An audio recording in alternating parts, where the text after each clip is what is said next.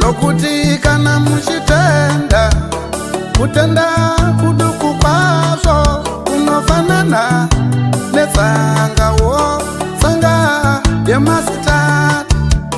Muchati kugomo iro iwe ibvapo uende kugungwa, hakuna chinhu chichakukundai,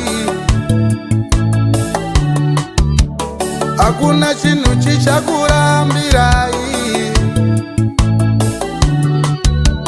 Ndikati kugomo iro simuzwa ukandirwe mugungwa, zvichaitwa zvatinokumbira, zvose zvichaitwa zvatinoreva nokutenda tichinyengetera. Izvozvo zvose zvichaitika, zvinoitika nokutenda.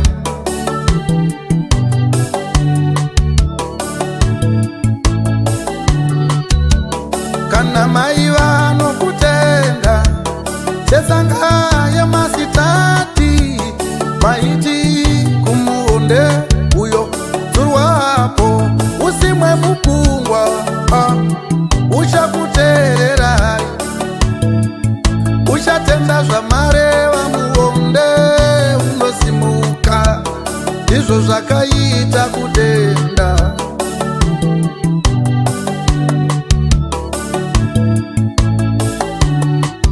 Nokutenda kudoko kwazvo tisinganyunyuti mumwoyo medu, tichitenda zvatinoreva zvichaitika.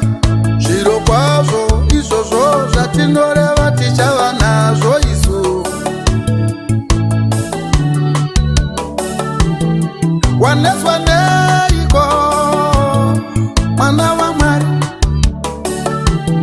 Unochameiko mwana waMwari? Watambudzwa neiko mwana waMwari? Kunofambisa makomo kutenda, kunofambisa makomo kutenda, kunofambisa makomo. Nyangwe kana zvikaoma ukaona usisina zano, kunofambisa makomo kutenda, kunofambisa makomo. Handityi zvikaoma, handizotyi zvikanetsa kwazvo, handizotyi vakandiomesera. Ndinoziva kutenda kwangu Baba, kunofambisa makomo. Basa rangu ndichava naro nokutenda, mwana ndichava naye nokutenda.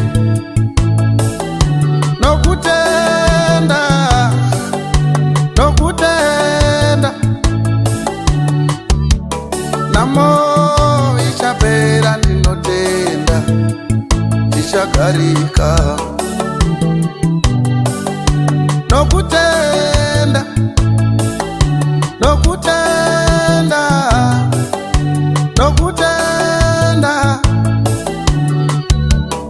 muchato ndichava nawo ndinotenda. Pakurwara ndichapona ndinotenda.